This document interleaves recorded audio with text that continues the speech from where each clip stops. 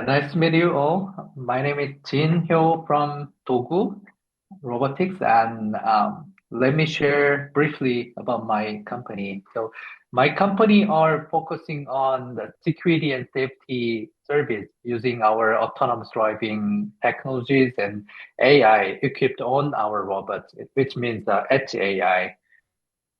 Okay, so as you know, there are lots of problems with the human labor security and CCTVs, which have blind spots and which cannot move around by itself. So many companies are trying to bring their robot to security and safety industries, but there are some more problems, like because market demands have very different use scenarios or use cases for every single site. So we have to modify or do some SI project for each project, which means the time and costs and are needed. And we are trying to solve that problem and AI problem and the cost problems. So since 2017, when I founded my company, we are making our own autonomous driving robots and security AI and monitoring systems by ourselves. So we had three different type of the robots, one for indoor, one for outdoor, and one for factories or kind of cost-effective solution. But last year we expanded our lineup to up to seven lineups, include one real car type and one quadrupedal robot and one having dual arms. So that is what we are trying to cover more and more various environments using our robotic platform. Okay. Let me ask you a And, question, Jen. and Uh, sure. the uh, I know that you guys you already had like a 1 million patrol missions, and like Mhm. most people think that robots are still in the labs. I mean, given that experience, what can you say? What is your most favorite robot out of that lineup, which works best for the security missions? So far, that outdoor one, Pet Rover, is the best option we have because we have deployed more than 50 robots in a real site. So I can say it is proved so far. But recently, because many clients or many sites need to climb the stairs or cover some abnormal terrain. So that's why we brought Petrover R and Petrover Q. So I believe that Petrover R and Q are going to be our best option for our client. Yeah, I had a question. I mean, what do you think security or patrol versus more like the hyper robotic categories? Like, what do you think this market is going right now? Right, right. But yeah, basically the humanoid and the quadrupedal robots have some limitations like life cycle. It can work only under 1 hour at this moment, because it is not a uh, energy efficient way.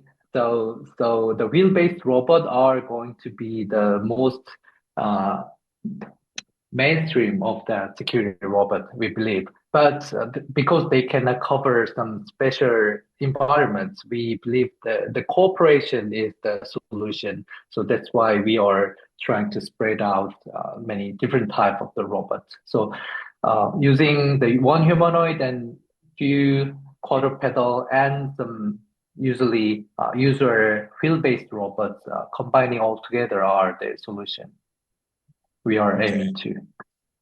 that's great. And what does the robot actually do during the patrol? Mhm. So yeah, good question. So that is all about our robot Edge AI. So they are at this moment we had developed some detection model, which include abnormal sounds, screaming sound, window breaking sound, and the siren and gunfire sound. And they are detecting fallen people, gas, fire, hard hats, and intruders. So that's what they are detecting so far. And recently we added unattended detecting unattended bag, bicycle, scooter, smoking, and weapons as well. So that's the main function we have. But yeah, let me pass all the way to the last part here. Mhm. And we are trying to do something against that hazard, like shooting this kind of fire extinguisher or bringing some first aid kit or AED to patients laying on the floor.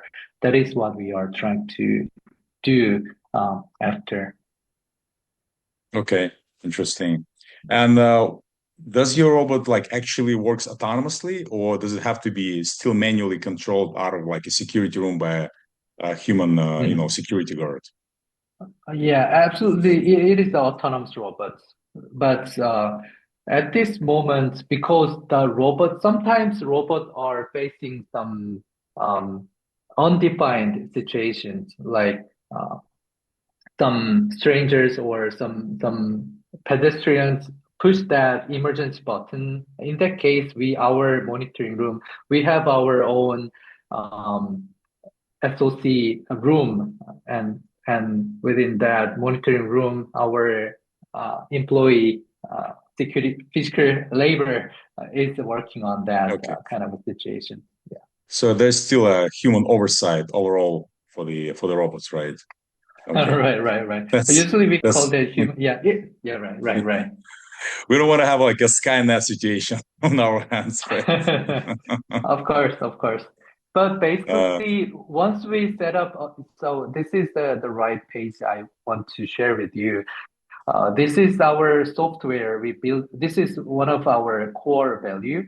So our engineer or our clients can easily modify all the scenarios of our robots. So that means once they drag and drop some scenarios like going somewhere in specific time, and once it detects some events and do against that, like say fire, and go back to the exit or something like that. So this is the um, scenario generator. And recently we added some LLM solution to modify or to generate that scenario within the natural language as well.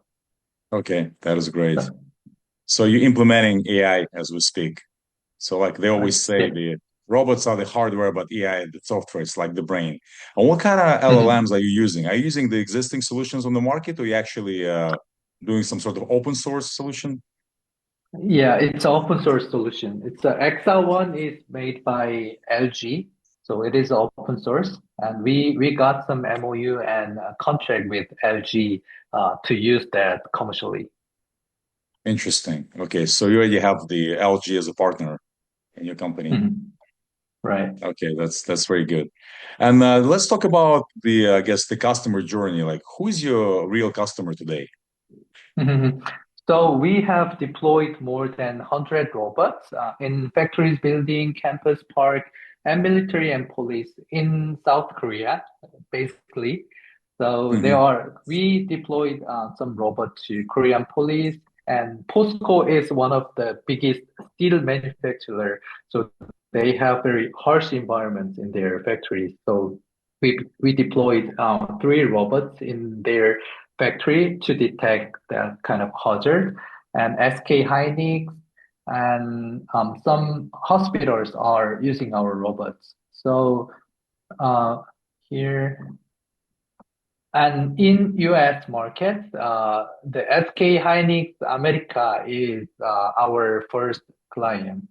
They are located in California, San Jose, and we deployed our robots in their lobby and parking lot to detect invaders or some Okay. situations. Interesting. And what is the, I guess, the revenue models that you have in your startup? Is it like you're selling a hardware, or is it like robot as a service, like on a monthly membership or Mhm. something? Yeah, both of them. So in Korean markets, we have sold our robot to our clients. So, and after 1 year, we got some subscription for maintenance. it's about 10% of the robot price per every year. And to US market, we made our new business model as a robot as a service. So in that market, because in Korean market, we do not invest ourselves to manufacture that robot. So that's why we sell our robot to some clients. But nowadays, we got some partners in insurance company and rental companies. So we are trying to sell our robot to them, and they do lease or rent that robot to real customers. So that is a model we have in Korea. But in US market, we are looking for some new models with some cooperation with that kind of partners. Okay, I understand. And what would you say your biggest customer? Is it still the government, or you think it's more like in a corporate nowadays? Yeah, let me say half and half, but I believe that B2B is the better market for us at this moment because many big companies, so the biggest clients in Korea is uh, Samsung S1. Hmm. In terms of US market, it's like Allied Universal and ADT and G4S. They are top three or top five in physical security industry. And here in Korea, uh, S1 is yeah, definitely they are the best company here. And ADT, SK Shielders, they are second one, and KT Telecom is a third one. So we provide our robot to all three of them. But um, so physical security company, they are trying to transform their business from the labor based to the new technology based one. So but they do not have the kind of robots or some security service using that technologies. That's why they are buying our robot.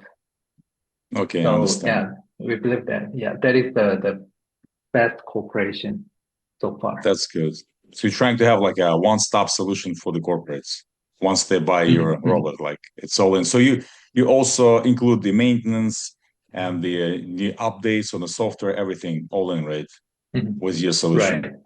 Okay. Yeah, And I exactly. guess an interesting question would be for me, it's like who do you actually compete with? Are you competing with other humans as security guys, software companies, or Mhm. other humanoid robots? Oh, so yeah, good question. So there are some robot companies who are trying to make security robots, like Nightscope in US and Cobalt AI and Kabam. They came from Singapore and Secom from Japan. They make some security robots. And some other delivery robot company are trying to use their robot as a security service robots. And of course, there are Boston Dynamics or Unitree from China. Yeah, because they have a humanoid and a quadrupedal robots, they can be in this industries. But because they do not have any physical security service like detecting some hazards or monitoring systems for the security service, we believe that they are good partner of ours. So that's why last year we decided to expand our robots, not building all the mechanical part by ourselves, but we bought some robot from Boston Dynamics or some other companies who are making that hardware very well. So we are trying to add our security service on the top of the robot, but still, to provide that whole service, we have to understand the robotic service like autonomous driving solutions and the security AI. So it's kind of integrated technologies and the service. So that is not easy. So that's why there are some uh, security robot specialized company. But from Singaporean or US companies, the solutions are very expensive and the quality of that service is not good enough. So that's why we compete that competitors these days. Okay. And I guess my follow-up question would be like, what makes you guys different? I mean, what is the real mode here? Is it the hardware, the data, or the deployment? I guess all the Mhm. experience since you had like over 1 million, I would say, missions already deployed. Mhm. So one core value we have is our detecting model. So it is different from the CCTV solutions because the robots are moving around. There are lots of false alarms or some misdetection. So we are trying to enhance the performance of security AI. That's why we have deployed our robots to the real sites and we are gathering the data. So that is our core value and core asset we have. Okay, I And yeah, understand. some other soft, yeah, yeah. Let me explain a little bit more on our core value because we are making both indoor and outdoor robots. Usually, one robot companies they are focusing on only for the indoor application or outdoor one because the technology stack are quite different. But our core value we have in autonomous driving, which is my PhD that topic. We are covering both indoor and outdoor within one solution. So that is what we have. Okay, that's a pretty defensible mode, I should say. It's pretty great for you guys. And I guess on your you already touched base that you're expanding globally. You already have some test pilots in United States. And I guess what is your biggest bottleneck would be having expansion globally in other continents and markets? Mhm.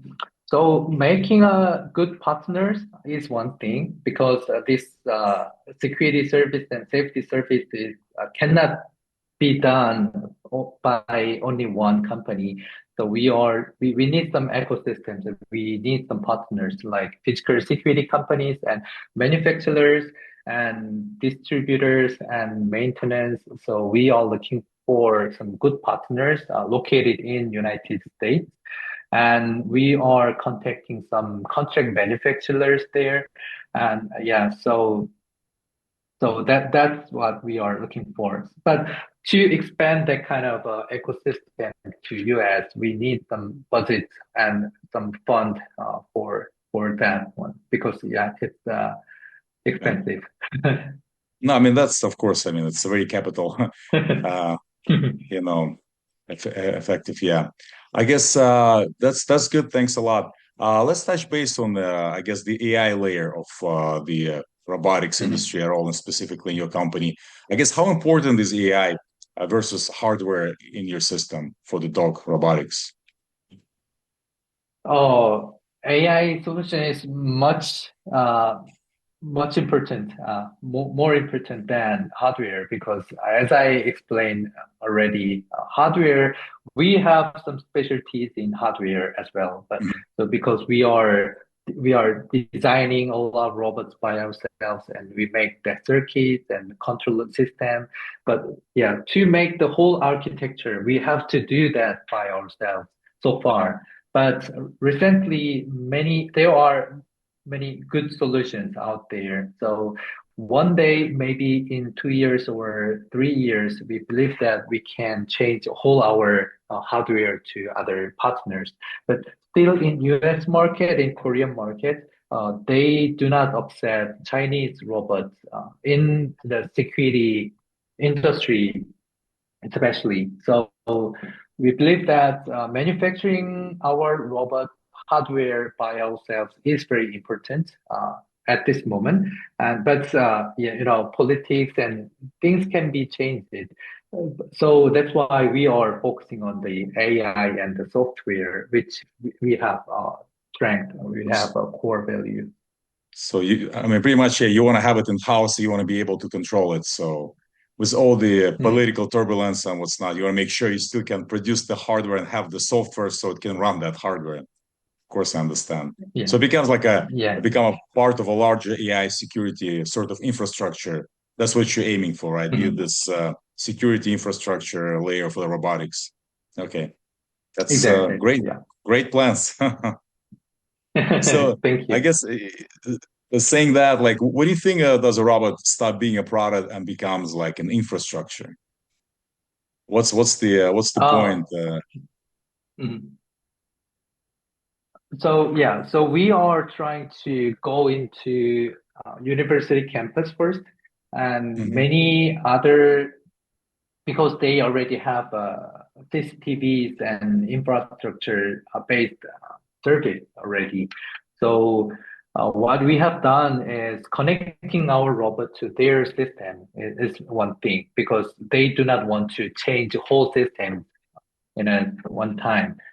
So because the police or some S1 or allied university, they already have their own systems. So we are trying to penetrate that market within connecting first, and we believe that we can change whole systems later. Is that correct answer? Sorry, Sure. maybe I misunderstood No, your no, question. that is good, Jin. That's a good answer. I guess to follow up on that, like, what do you think? The world would look like, if you deploy 10,000 or 100,000, DOGU robots into the world, like anywhere. What do you think is going to look like? Is it going to be safer? Is it going So to be much better for people? What's the utility there? yeah. Yes, the slogan we have is making the world safer with our robots and AI. But because human labor, sometimes they hate robots because they believe that the robot can replace their job or something like that. But one reason why we are focusing on security and safety, because that job or that task is very hard or dangerous for the human beings. So we are trying to support them or help them to bring our robot to that kind of situation. So Of course, many laborers or some partners, they love our robots because they do not want to be there very humid, yeah, within very harder situation. So of and course, yeah, and as I show you, at this moment, detection is one thing, but we are trying to bring dual arms and bring in fire extinguishers or some other functions for action. So we want to solve or react against that hazard. So so within that functions, we believe they can make the world or their place safer. of course. That's a great answer. And what do you think people misunderstand about robotics nowadays? Like you already mentioned, people are afraid that they're going to lose their jobs to robots. And I saw some videos online Mhm. where people, interact with robots outside, with the delivery robots or like human robots that sometimes even getting scared. What do you think the biggest Mhm. challenges right now? Yeah. So even our application, when we deploy our robots to the children's park, they maybe they love our robot, but they sometimes hit our robots or block some sensors. That is, yeah, what it happens out there. But I believe this is kind of some pathway to the next level or next generation. So yeah, yeah, things Yeah. happen, but yeah, we need time to adapt Oh yeah, that kind of yeah. new tech.